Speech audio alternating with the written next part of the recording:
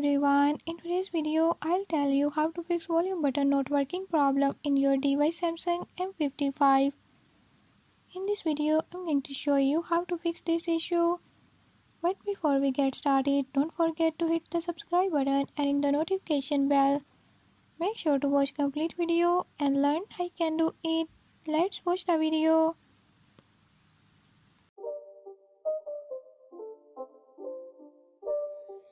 It's not a game, it's a rich thing.